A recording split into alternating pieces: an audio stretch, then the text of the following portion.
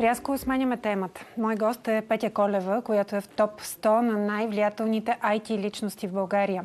Ежегоден индекс, отличаващ личностите, които имат значителен принос за развитието на IT-индустрията в България и служат за пример за добри практики и висок професионализъм. Здравейте, добре дошла. Здравейте, благодаря за поканата. Честито! Какво означава за вас това признание? Благодаря ви. Първо беше доста изненадващо, тъй като нещата се случиха в много кратък срок и предвид това, че обикновено мъже са в такива класации, за мен е наистина голяма чест това, че и моето име фигурира там. Трудно ли е да бъдеш в топ 100 в този актуален и бързо развиващ се сектор? Да, наистина топ 100 звучи като много голямо число, но след това хората, които имат наблюдение над сферата, знаят, че тя е много наситена от кадри. И всъщност да бъде сред топ 100 в България, където всеки почти желая да бъде IT-специалист, е нещо значимо. Пак казвам това, че пък съм сред малкото жени вътре, го прави лично за мен още по-голям принос. Да, така е. Тази професия като че ли се асоциира предимно с силния пол. България обаче сред лидерите в Европейския съюз по дял на жените в IT-сектора. Навлизат ли повече жени напоследък в тази сфера? Да, аз се занимавам с това нещо професионално вече 9-та година и смея да кажа, че все по-често виждам дами, които желаят да се занимават с различна дейност от IT-сферата и още повече пък млади момичета искат да учат точно това. Иноватори ли са дамите в програмирането? Смея да кажа, че да. Не на последно място. Ние имаме все пак по-различен тип мислене от мъжете и това допринася и в работата ни да бъде по-иноваторска. Как се променя секторът от началото на кариерата ви до днес? Хората осъзнават, че все по-често имат нужда от IT услуги. Сега аз съм в сферата на веб дизайна, аз съм веб дизайнер. И все по-често бизнесите знаят, че това е необходимост, особено след събития като COVID-пандемията, когато за да продължава да съществува един бизнес, той трябва да бъде онлайн. Тази промяна забелязвам. Хората осъзнават нуждата и все по-често я търсят, а пък тези, които преди това са имали сайт, искат да имат съвременен такъв, т.е. искат обновяване, искат да са в крак с новите тенденции. Социалните мрежи, не на последно място, желаят да присъстват качествено в тях. Така че има тенденция към все по-голямо търсене на услугата. И за това именно са и повечето кадри, тъй като те пък трябва да отговорят на това търсене. Проектите, по които работите вие с кауза, разкажете ни повече за тях. Моята кауза и на още 4 жени, които са администратори заедно с мен, това е Фейсбук групата "Купи подарък от майка на дете с увреждане".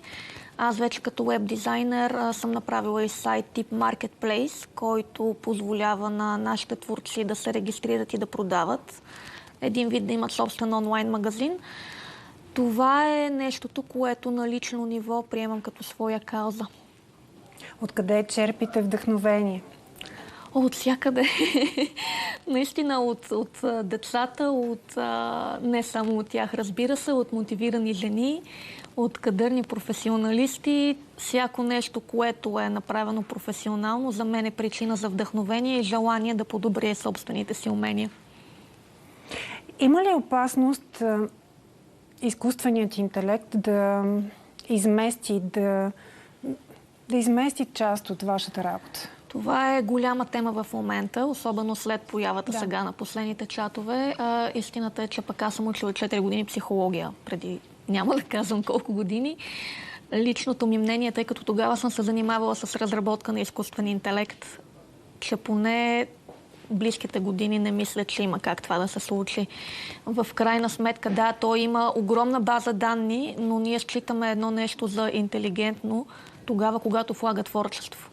А на този етап за мен изкуственият интелект просто сътворява благодарение на друго нещо сътворено преди това и за това считам, че риск идните години наистина да е някаква опасност на съществува. Поне в близките години. Да, с времето вече ще видим.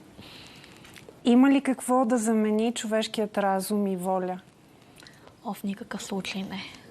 Това е нещото, което ни прави нас хора и ни отличава. И не мисля, че има нещо, което да успее да замени тези най-съкровенни части от нашето и психика, и тяло, и същество изобщо. Споменахте пандемията. Как се промени работата ви в годините на пандемия? Върнахте ли се вече към стария ритъм или... Истината е, че за нас пандемията доведе страшно много работа. Колкото и да е странно, ние бяхме от секторите, в които имаше много работа, тъй като, пак казвам, всеки искаше изведнъж да се озове онлайн. Бизнеси, които не са имали сайтове, които са имали стари, неработещи добре сайтове, осъзнаха каква е нуждата да имат нещо добро, работещо, съвременно и ни затрупаха с работа, която беше непосилно да поемем цялата. Ако мога да кажа сега, че сме се върнали към ритъм, то е към по-плавно, нали, преминаване към по-нормален график, не е толкова натоварено и е по-планирано.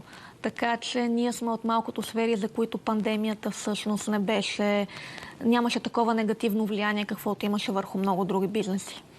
А останаха ли много от вашите колеги вкъщи? Аз поне имам впечатлението, че много не се върнаха в офисите въобще. Ами аз самата съм хоум офис от 5 години. И за щастие работата не изисква присъствие в офис или поне не присъствие в офис на пълен работен ден. Наблюденията ми са за много, включително и на мои клиенти, които остават след това хоум офис, защото се наблюдава една по-различна продуктивност.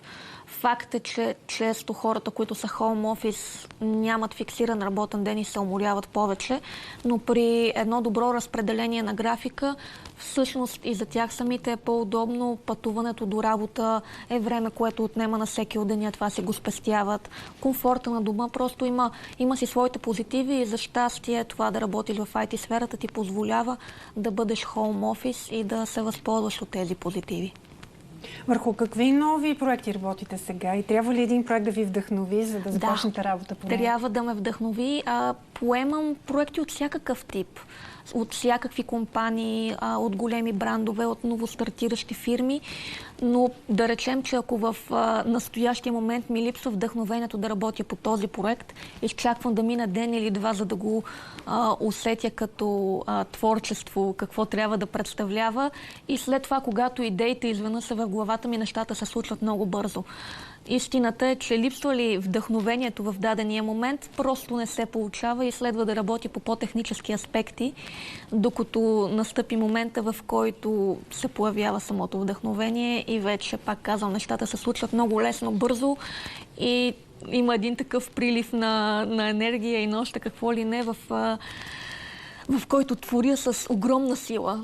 Работа, която може да се свърши за 6 часа, аз тогава мога да я свърши за 2, тъй като минавам просто в такъв режим, както и да го нарека, така се случва на практика. Желая ви още много вдъхновение и успехи. Благодаря. Благодаря и аз Благодаря за този разговор. Петя Колева, една от топ 100 от най-влиятелните IT личности в България, беше наш гост. Останете с нас.